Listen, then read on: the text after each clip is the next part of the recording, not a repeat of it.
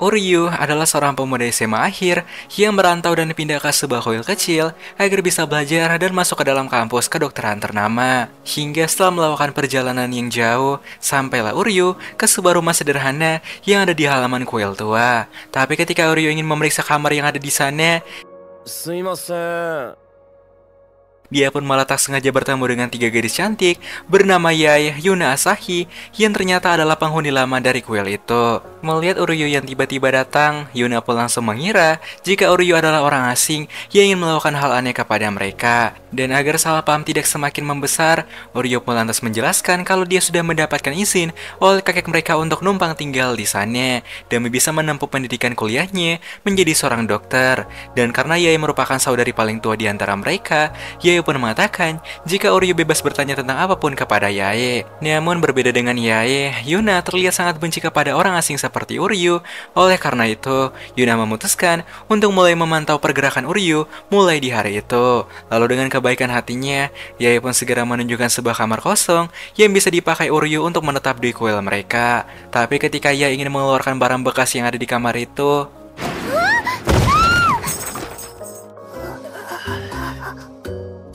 dan setelah melihat kejadian itu, Yuna pun semakin yakin jika Uryu pasti memiliki maksud lain untuk tinggal bersama mereka. Di malam hari, Uryu yang telah selesai belajar tak sengaja melihat Yuna yang sedang digigit oleh nyamuk. Namun ketika Uryu ingin memakaikan selimut kepada Yuna, ia pun malah terbangun dan menjadi salah paham dengan perbuatan Uryu.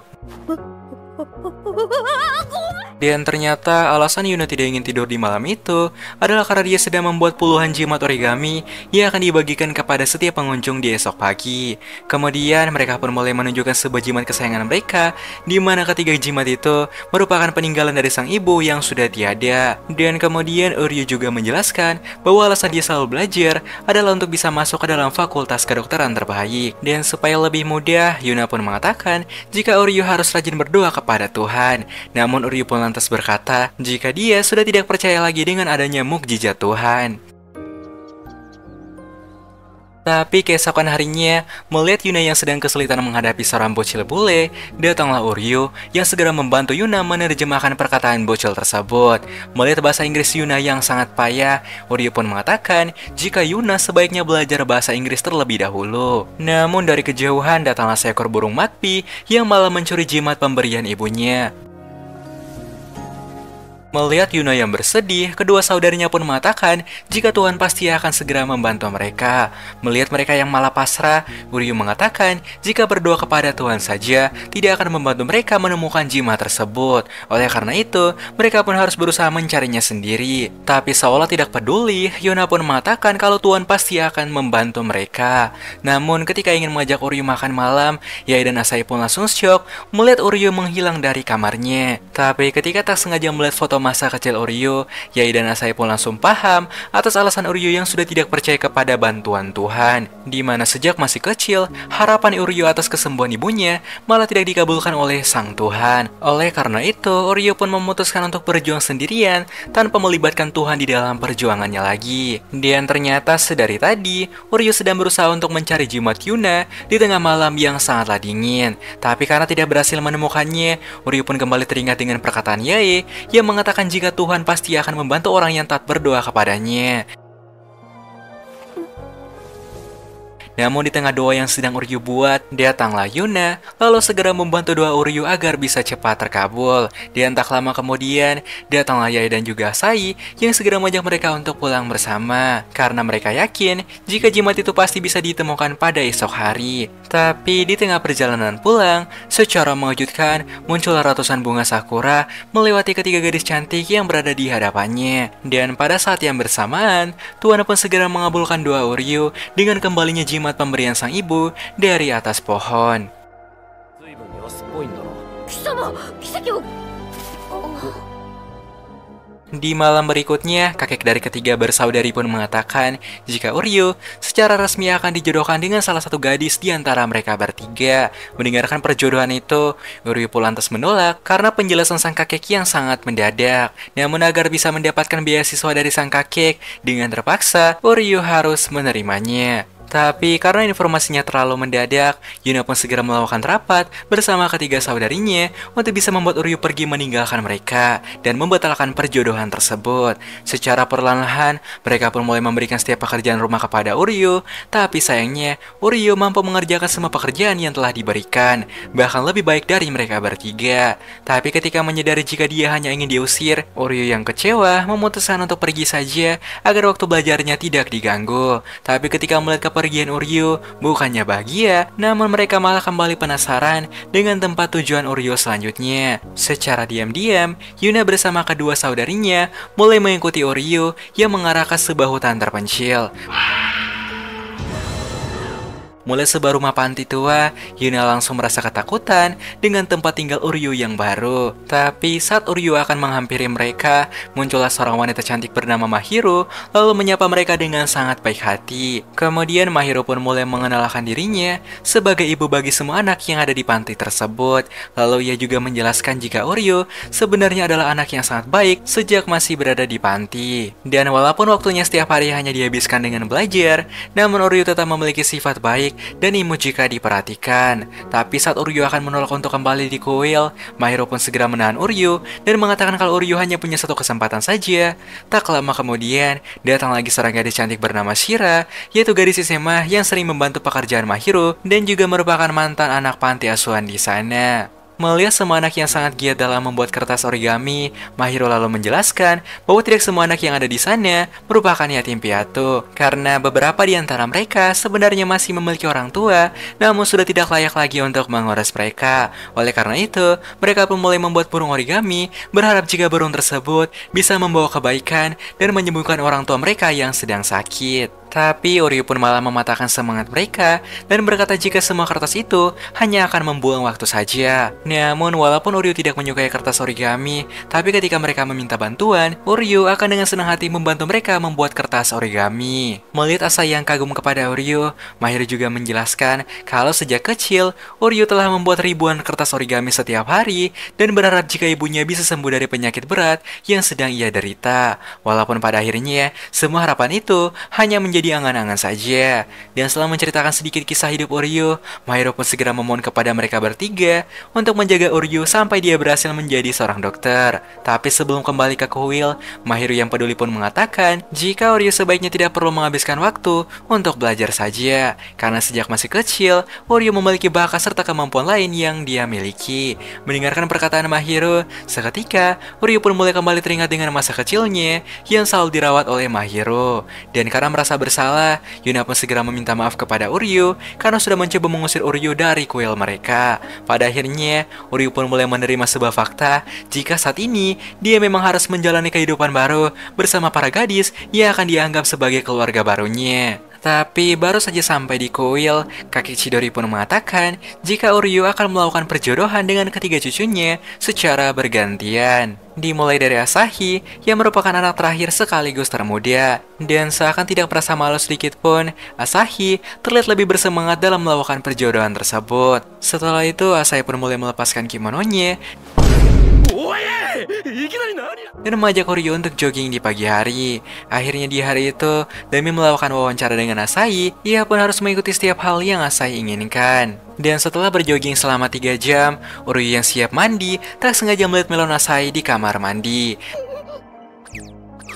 Bahkan ketika Uryu ingin istirahat di malam hari, muncullah Asahi yang sudah bersiap untuk melanjutkan wawancara mereka. Tapi sebelum itu, Asahi pun ingin meminta bantuan kepada Uryu untuk mengembalikan sepatu olahraga yang ada di gudang lama. Dan saat masuk ke dalam gudang itu, Asahi yang pede mengatakan bahwa bagaimana jika mereka berdua terkunci di dalam gudang itu. Tapi secara mengejutkan, sang dewa pun segera mengabulkan doanya dengan memberikan hembusan angin, membuat pintu gudang menjadi terkunci. Tapi di saat yang sama, Uryu pun baru menyadari jika Asahi ternyata adalah gadis yang takut dengan kegelapan. Mengetahui hal itu, Uryu berjanji kalau dia akan segera melakukan sesuatu agar mereka bisa keluar dari sana. Dan dengan menggunakan gunting yang ia temukan, perlahan tapi pasti, Uryu mulai melepas setiap kayu di ventilasi gudang dan berhasil membuka pintu dan menyelamatkan Asahi. Lalu dari kejauhan datanglah Yuna dan Yae merasa khawatir dengan Asahi yang menghilang semalaman. Setelah melakukan wawancara bersama Asahi, Uryu harus melakukan wawancara lagi bersama gadis kedua yang paling keras kepala di antara mereka bertiga.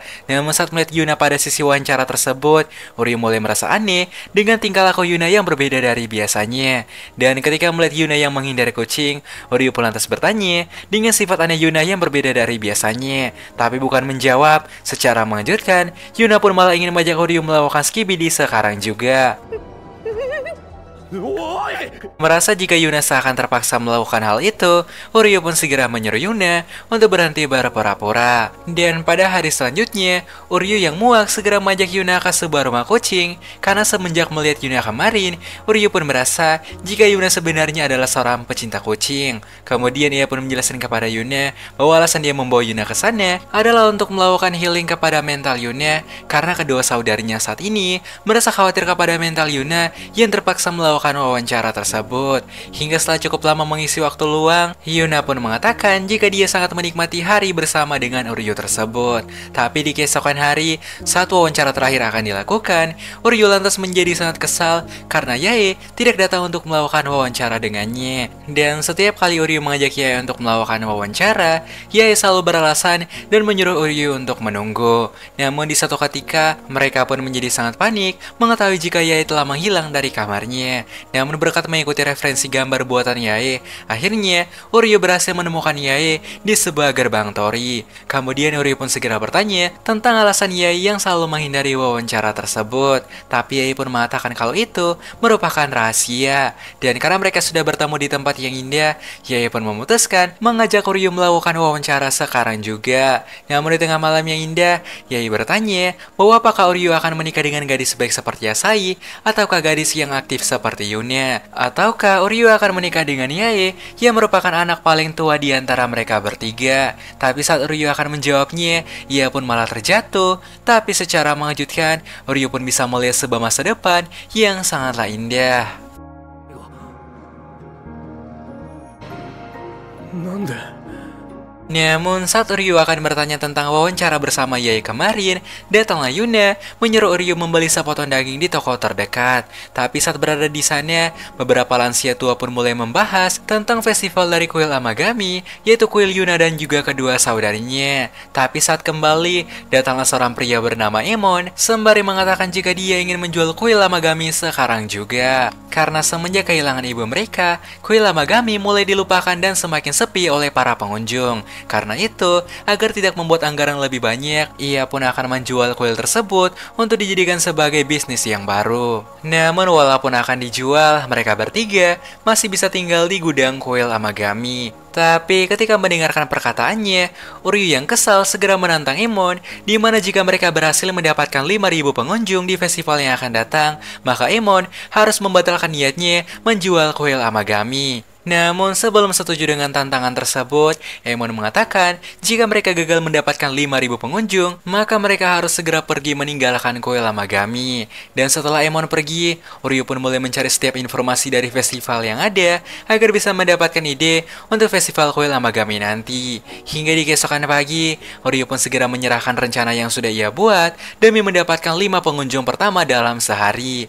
Dan rencana yang ia buat adalah mempromosikan kuil mereka pada setiap media sosial yang ada. Dan karena rencana ini bergantung kepada media sosial, Asahi pun memutuskan untuk membantu Ryu dengan cara promosi lewat media sosialnya. Tapi walaupun sudah memposting hal yang memancing, rencana Asahi ternyata tidak berjalan dengan mulus. Melihat postingan Asahi yang asal jadi, Yuna lantas berkata jika Asahi hanya akan membuat kuil mereka semakin sepi dengan postingan itu. Mendengar kritikan Yuna, Asahi yang tidak terima segera bertengkar dengan Yuna, namun berhasil ditenangkan oleh Yae dengan wajah sangar. Tapi saat di malam hari, Uryu pun segera mengajak Yuna melihat kerja keras Asahi dalam melakukan promosi online kepada kuil mereka. Dan saat melihat perjuangan Asahi, Yuna pun segera datang lalu meminta maaf kepada Asahi atas perkataannya tadi. Melihat ketiga bersaudari yang sudah berkumpul, Uryu pun segera mengambil momen tersebut lalu dijadikan sebagai sampul promosi mereka. Benar saja, dengan menggunakan foto tersebut berhasil mendapatkan ribuan atensi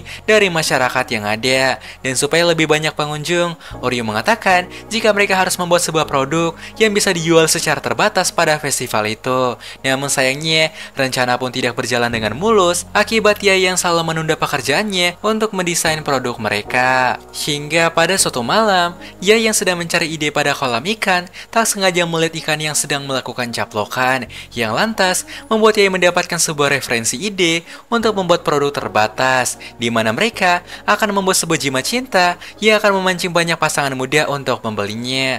Melihat bakat Yae, Oryu pun segera memuji Yae yang bisa melakukan banyak hal. Dan saat mendengar pujian Oryu, seketika Yae pun mulai merasa salting, lalu membuat telinganya menjadi merah. 話さない方がいいな。くん、いろいろと迷惑かけちゃありがとう。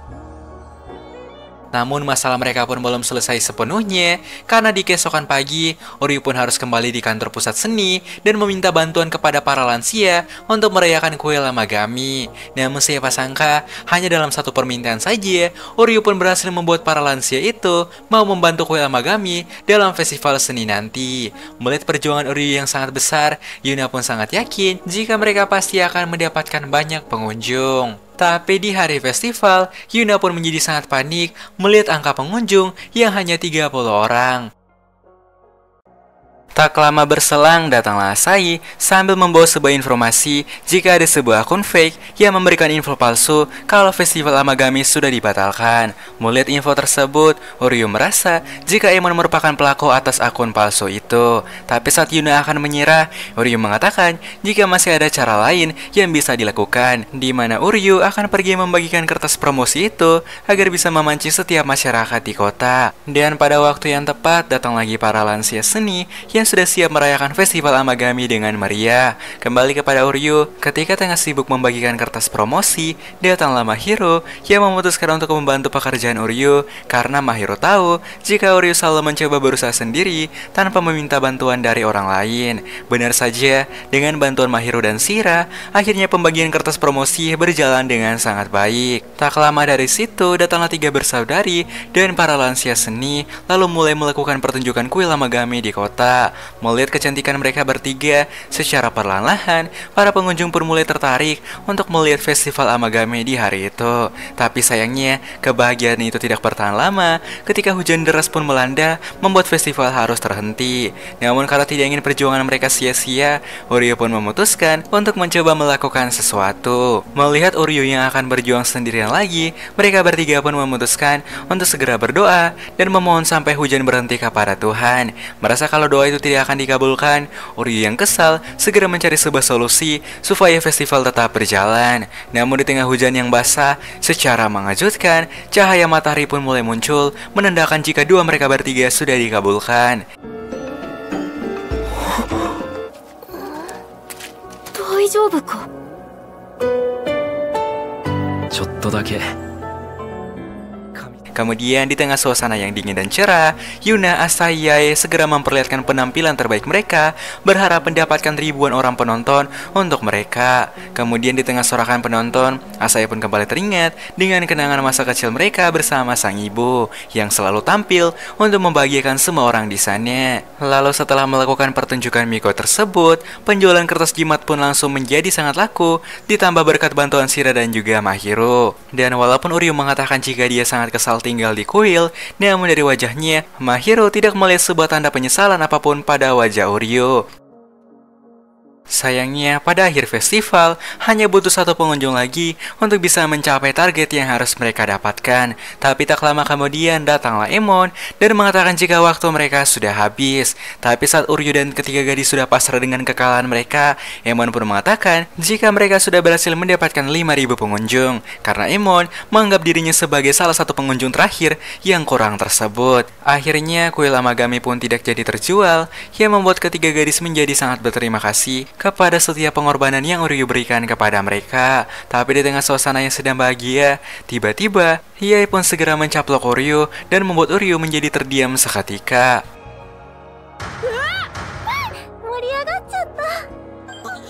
Semenjak mendapatkan caplokan dari Yae kemarin, di setiap waktu, Uryu menjadi selalu bertanya-tanya tentang alasan Yae melakukan caplokan tersebut. Melihat Uryu yang sangat pede, Asahi pun mengatakan jika mereka harus segera mencari tahu tentang perasaan Yae sebenarnya kepada Uryu. Tapi saat menanyakan perasaannya terhadap Uryu, Yae hanya mengatakan jika Uryu adalah pemuda yang sangat baik. Merasa kalau jawabannya terlalu biasa, Asahi pun mengajak mereka untuk jogging. Siapa tahu Yae ingin mengatakan perasaan yang sebenarnya. Namun ketika di malam hari, Asahi yang sedang bersama Yae kembali bertanya tentang perasaan Yae kepada Uryu saat ini. Namun Yae hanya kembali berkata jika perasaannya kepada Uryu adalah sebuah rahasia. Dan karena masih belum mendapatkan jawaban, Uryu pun memutuskan untuk menyerah saja di hari itu. Tapi saat Uryu hendak mengelus kepala Asahi, Asahi pun segera mencegah tangan Uryu karena ia tidak ingin diperlakukan seperti seorang anak kecil bagi Uryu. Namun tiba-tiba Asahi pun segera memberikan sebuah caplokan kepada Uryu karena tidak ingin kalah dengan Yae kemarin. Semenjak itu, Uryu pun menjadi semakin bingung dengan sifat Yae dan juga Asahi yang semakin aneh dan berani kepada Uryu. Tapi saat melihat kepanikan Yuna di pagi hari, Uryu pun merasa jika Yuna mungkin sedang menyembunyikan sesuatu dari mereka. Namun di malam hari, Uryu yang baru saja selesai belajar tak sengaja menemukan Asahi yang sedang memperhatikan kerja keras Yae dan juga Yuna untuk membuat hadiah ulang tahun Asahi. Hingga ketika selesai membuat hadiah, Yae mengatakan jika hadiahnya lebih besar dan menarik ketimbang hadiah kertas buatan Yuna yang sederhana. Mendengarkan perkataan Yae, Yuna yang tidak terima segera memulai pertengkaran hingga tak sengaja membuat hadiah mereka menjadi rusak. Pada saat yang sama, Asahi pun segera datang lalu berterima kasih kepada kerja keras mereka dalam membuat hadiah kepada Asahi, di mana walaupun hadiahnya sudah rusak, namun Asahi tetap menghargai kerja keras Yae dan Yuna. Namun di keesokan harinya, mereka bertiga lantas menjadi terharu melihat perjuangan Uryu yang sudah memperbaiki kedua hadiah itu.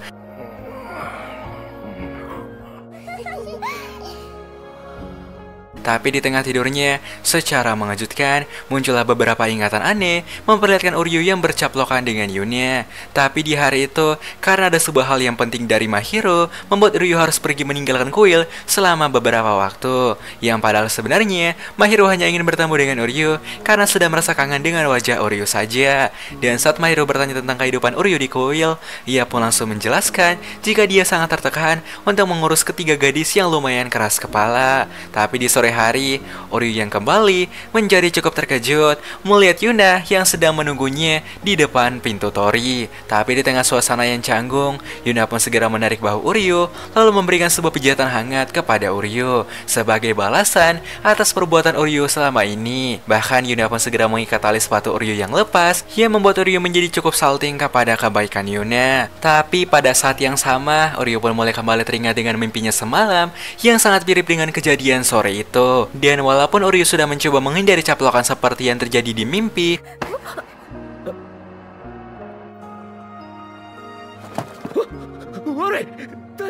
namun anehnya di momen tersebut, Yuna malah tidak marah seperti biasa, seakan dia menerima jika caplokan pertamanya diambil oleh Uryu. Dan lagi-lagi sebuah mimpi aneh kembali menghantui Uryu dan membuat Uryu menjadi waspada dengan apa yang akan terjadi ke depannya. Bahkan ketika Uryu diajak oleh Yae ke sebuah kuil pusat, ia pun langsung menolak karena Uryu tidak ingin kejadian pada mimpi dialami kembali pada dunia nyata. Tapi walaupun Uryu sudah menolak ikut, tak lama kemudian kakek Chidori pun datang lalu menyuruh Uryu untuk membawa sebuah kotak terkutuk ke kuil pusat. Tak lama kemudian, sampailah Uryu di sana untuk menyerahkan kotak terkutuk tersebut. Namun ketika semua orang sudah menjadi panik, ternyata isi kotak itu hanya berisi sebuah cilok buatan si kakek. Namun saat melihat Uryu yang kagum kepada kecantikannya, wanita bernama Yomiko tersebut menjelaskan jika ia merupakan seorang biksu wanita yang menyembah seorang dewa bulan pembawa keberkahan. Dan karena sudah setahun tidak bertemu, Yomiko pun segera mengelus kepala mereka bertiga yang membuat Uryu pun paham jika Yomiko adalah guru terbaik kesayangan tiga bersaudari. Dan karena hari menjelang sore, Yomiko pun menyarankan kepada mereka untuk bermalam saja sambil menikmati pemandian air panas di kuil itu. Tapi di tengah kebahagiaan Yomiko, Uryu pun kembali menanyakan alasan Yomiko selalu menghindari pertanyaan dari ketiga bersaudari. Mendengarkan pertanyaannya, Yomiko pun lantas menjawab jika dia tidak ingin mereka bertiga harus bertahan hidup sepenuhnya menjadi seorang biksu selamanya. Yuna. Karena Yomiko yakin jika mereka masih memiliki potensi lain dan bakat yang harus dilakukan. Tapi Yuna pun segera membantah perkataan Yomiko, lalu menjawab jika mereka hanya ingin menjadi seorang biksu wanita saja.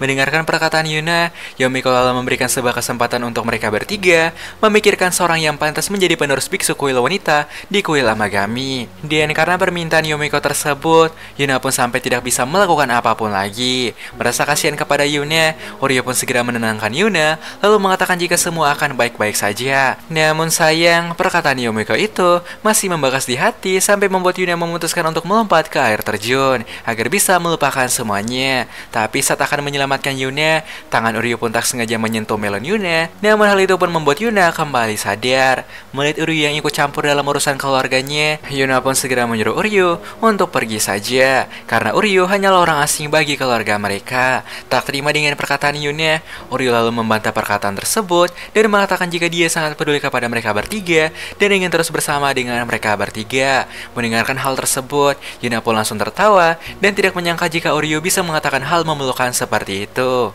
Tapi saat ingin pulang untuk belajar, Oryo pun mulai teringat dengan Yae yang belum kembali sejak tadi. Di lain tempat, ketika sedang memikirkan perkataan Yomiko, datanglah Oryo yang berhasil menemukan Yae berkat ingatan dari mimpi masa depan semalam. Kemudian Oryo pun kembali bertanya pada Yae bahwa apakah Yae tidak ingin memanfaatkan bakatnya. Tapi walaupun Yae memiliki bakat yang banyak, namun hal itulah yang sebenarnya membuat Yae menjadi bingung dengan apa yang harus dia kerjakan ke depannya. Ataukah mungkin Yae akan menikah dengan seorang pemuda dan melanjutkan peninggalan sang ibu. Namun di saat yang sama, terjadi sebuah angin deras membuat Oryo dan Yae tak sengaja jatuh dan basah kuyup. Tapi saat kembali ke penginapan, Oryo pun mulai merasa kesal dengan Yae karena sangat lama menentukan minuman yang dia inginkan.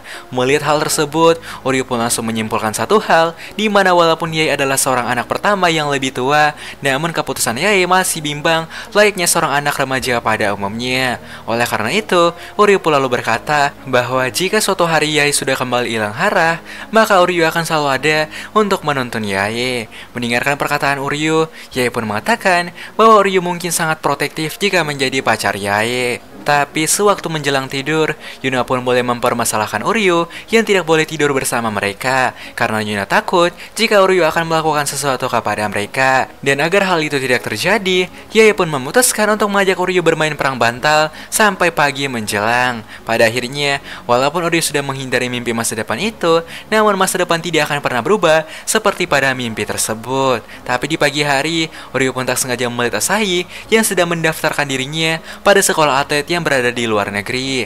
Namun walaupun Asahi sangat yakin untuk masuk di sana, pada satu sisi Asahi masih takut untuk memberitahu impiannya kepada kedua saudarinya. Mendengarkan hal itu, Oryo yang bijak segera menarik Asahi untuk memberitahu impiannya kepada mereka berdua, agar kedua saudari Asahi tidak syok ketika Asahi pergi suatu hari nanti. Tapi saat melihat kedatangan saudarinya, Asahi pun malah kabur, yang membuat mereka penasaran dengan apa yang terjadi. Dan agar tidak menjadi salah paham, Oryo lalu menjelaskan kepada mereka jika Asahi sedang takut menunjukkan impian besarnya karena tidak ingin membuat Yuna dan Yae menjadi khawatir. Mendengarkan hal itu, Yae pun segera bergerak mencari Asahi untuk meyakinkan Asahi mengejar mimpinya. Dan setelah cukup lama mengejar, akhirnya mereka pun berhasil mengepung Asahi di sebuah hutan bambu dan membuat Asahi terpaksa menjelaskan impian besarnya. Mendengarkan jika Asahi sudah memiliki rencana masa depan yang baik, Yuna pun langsung merasa bangga karena Asahi sudah memiliki mimpi yang besar yang harus dia kejar. Namun saat melihat wajah kedua saudarinya, Asahi pun memutuskan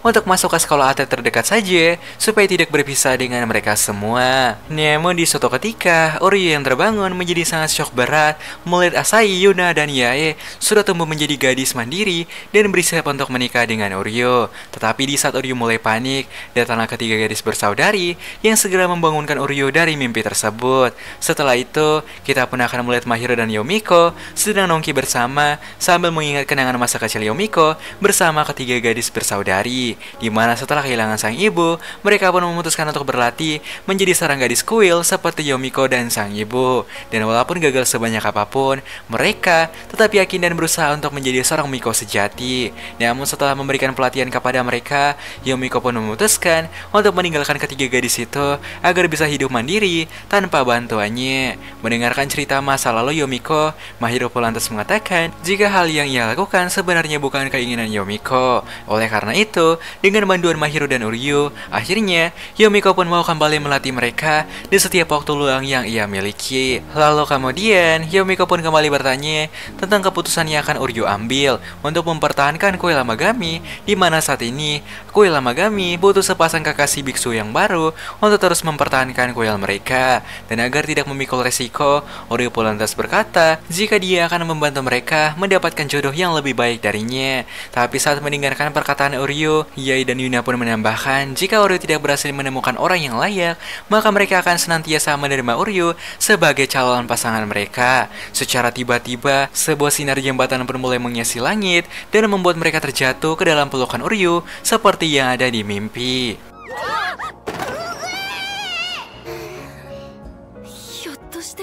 Beberapa hari kemudian, waktu liburan yang sudah tamat memaksa mereka untuk kembali bersekolah seperti biasa. Dan karena sudah pindah di kota yang baru, kini Uryu juga akan masuk di sekolah yang baru tak jauh dari tempat tinggal mereka. Namun siapa sangka, Uryu ternyata malah masuk di sekolah Yuna yang baru saja melakukan transisi dari sekolah khusus perempuan menjadi sekolah campuran biasa. Dan agar tidak memancing perhatian siswa lain, Yuna pun segera mendesak Uryu untuk menjaga rahasia kebersamaan mereka di rumah. Tapi di suatu ketika, Uryu yang kembali dari toilet menjadi sangat syok melihat para gadis yang malah mengganti pakaian mereka di dalam kelas.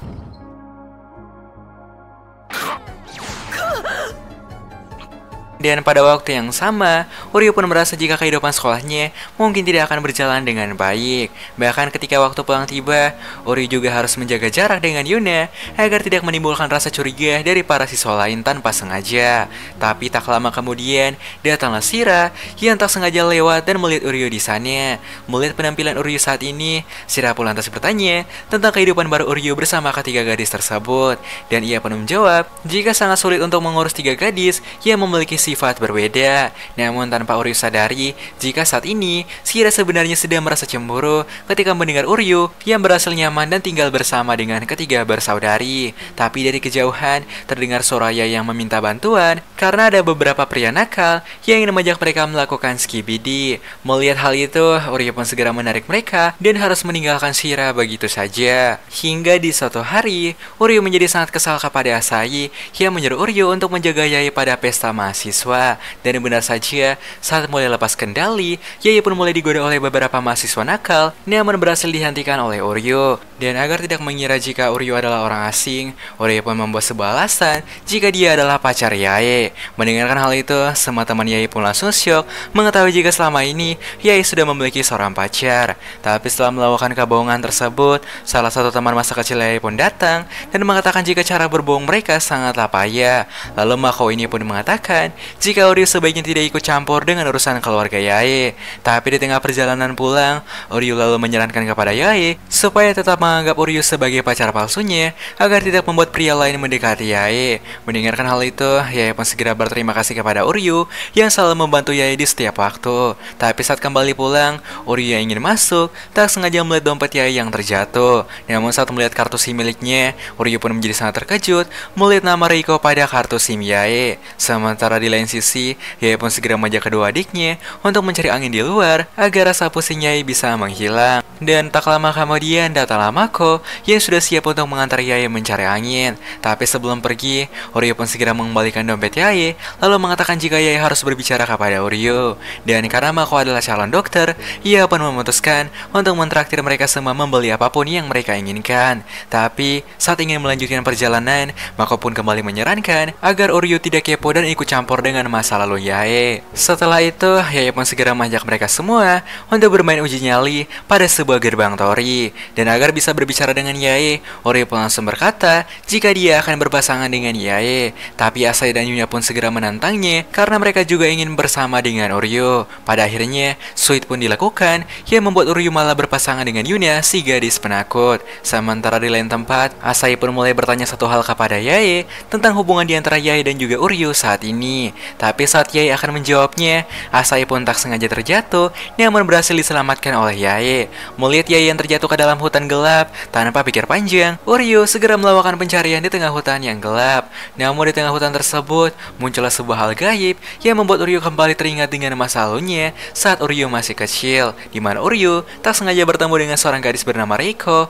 Melihat Reiko yang sedang tersesat, Uryu yang peduli segera mengajak Reiko untuk mencari makan siang sembari mencari kedua orang tuanya. Dan ketika memakan roti yang Uryu beli, Reiko pun mengatakan jika roti tersebut merupakan makanan ternikmat yang pernah ia makan, karena selama ini makanan Reiko selalu dibuat lalu disuapkan kepada Reiko. Tapi ketika memperhatikan Reiko lebih jelas, Uryu pun merasa jika Reiko memiliki kesamaan dengan Yae, yaitu orang yang ada di masa depan. Namun saat hari menjelang malam, datanglah beberapa penjaga Reiko yang rupanya ingin menjemput Reiko atas perintah sang ibu yang merupakan orang kaya. Tapi saat melihat Reiko yang menolak untuk diajak, dengan sigap, Uryu pun segera menarik tangan Reiko dan mengajak Reiko kabur ke suatu tempat. Dan apakah Reiko adalah Yae di masa depan?